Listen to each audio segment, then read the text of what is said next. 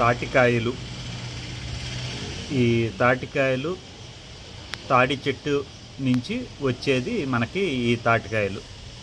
ఆ కనపడేవి పై పై వరుసలో ఉన్నాయి తాటికాయలు లేతవి. దాని తర్వాత ఆ క్రమేపీ వచ్చేది తయారైన కాయలు. వాటిని కోసినప్పుడు ముంజులు వస్తాయి, తాటి ముంజులు. ముఖ్యంగా వేసవికాలంలో ఈ తాటి ముంజులు తినటం వలన శరీరం చలవ చేస్తుంది. మరియు వేడి తాపం, వేసవిలో ఈ వేడికి నోరు పెడార్చిపోయినట్టు అవుతూ ఉంటుంది. ఎంత తాగినా వాటరు మనకి దాహం తీరినట్టు అనిపించదు. అటువంటి టైంలో తాటి ముంజలు తినటం వలన దప్పిక పోతుంది.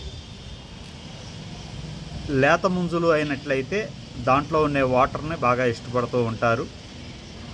కొంతమంది ఆ లేత ముంజులు దానిపైన ఉన్న పప్పర్ను కూడా కలిపి తినటం వలన ఈ షుగర్ పేషెంట్లకు కానీ వాళ్ళకు కూడా చాలా ఉపయోగకరం.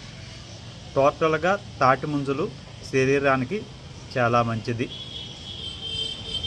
అలాగే అవి తాటికాయలు ముదిరిన తర్వాత తాటి పళ్ళుగా మారతాయి.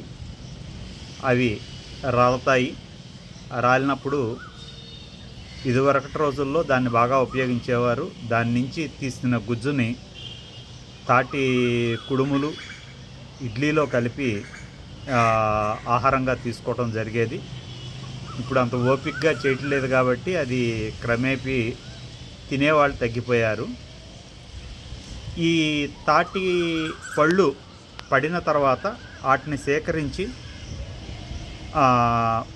ఒక వరుసలో వాటిని వేసి దానిపైన మట్టి వేయటం వలన కొద్ది రోజులకి తేగలు అంటారు, ఆ తేగలు రావటం జరుగుద్ది. సుమారుగా అక్టోబర్ నవంబర్ టైంలో తేగలు, తాటి కాయల నుంచి వచ్చేది తేగలు.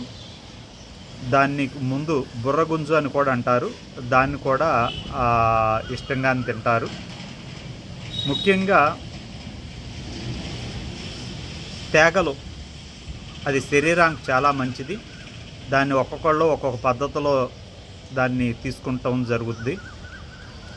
ఆ తేగల్ని ఒక కుండలో వేసి వాటిని కాల్చి కట్టలు కట్టి బయట మార్కెట్లో అమ్ముతూ ఉంటారు. కొంతమంది ఉడకబెట్టి తింటూ ఉంటారు. ఓవరాల్గా ఏంటి అంటే కాల్చినవి బాగుంటాయి, పీసు పదార్థం ఉంటుంది, శరీరానికి పొట్టకి మంచిది, ఫైబర్ ఉంటుందండి. దాన్ని వదలకుండా అవకాశం ఉన్నప్పుడు తినండి. ఈ పచ్చి తేగలు అమ్మేటప్పుడు వాటిని కట్ చేసి ఒక కుండలో అవి వేసి గ్యాస్ పొయ్యి మీద కూడా మనం దాన్ని సిమ్లో పెట్టి దానిపైన మూత వేసినట్లయితే కొద్ది టయానికి అది స్మెల్ అది వస్తుంది. దానిని కూడా తీసుకోవచ్చు, అంటే తినవచ్చు. కొంతమంది ఉడకబెట్టి తింటారు. ఉడకబెట్టడం కన్నా కాల్చింది బాగా ప్రాముఖ్యతగా ఉంటుంది. నెక్స్ట్ ఈ మధ్యకాలంలో నేను చూశాను, తేగలు ఎండిపోయినప్పుడు పారేసేవారు పాత రోజుల్లో. దానిని బెల్లం పాకంలో వేయటం వలన కూడా ఒక రకమైన రుచి వచ్చింది. ఆయుర్వేదంలో కూడా అది కూడా మంచిదని నేను వినటం జరిగింది. ట్రయల్ చూశాను, అది కూడా బాగానే ఉందండి. టోటల్గా తాటి చెట్టు నుంచి వచ్చేది తాటికాయలు, తాటి ముంజులు, అలాగే తాటి పళ్ళు, తేగలు, ఇలా మనం ఆహారంగా తీసుకుంటాం జరుగుతుంది. ఈ తాడి ఇప్పుడు కనపడే ఆ నల్లటి కాండం బాగా ముదిరినప్పుడు పందిళ్ళకి, ఇళ్ళకి దాన్ని కలపగా ఉపయోగిస్తూ ఉంటారు. ఆ ఆకులు వచ్చేపాటికి పందిర్లకి, కొన్ని పొగాకు వగైరా ఇటువంటి వాటికి పార్సిల్గా కూడా ఉపయోగిస్తారు.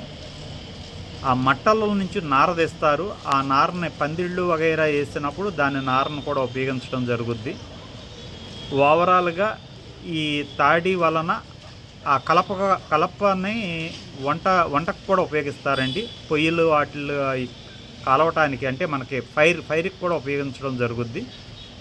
ఆకులు నీడకి టోటల్గా మనకి తాడి చెట్టు నుంచి అన్నీ కూడా మానవులకు ఉపయోగకరం. ఇది ప్రకృతి నుంచి తీసుకునేదే తప్ప దానికి ప్రత్యేకంగా పోషణ అనేది ఏం చేయక్కర్లేదు. గాలి, వెలుతురు, నీరు, భూమిలో నుంచి తీసుకునే నీటి శాతాన్ని అన్నిటినీ తీసుకుని మనకి మానవులకి ఒక భగవంతుడు ఇచ్చిన వరంగా మనం ఫీల్ అవ్వచ్చు. ఈ జనరేషన్ వాళ్ళకి దీని మీద అవగాహన ఉండదు కాబట్టి పెద్దాళ్ళు దానిని వాళ్ళ పిల్లలకి అలవాటు చేస్తే నెక్స్ట్ జనరేషన్కి మనకి ఈ ప్రకృతి నుంచి వచ్చే వరం అందరికి కూడా అందుతుంది. Thank you all.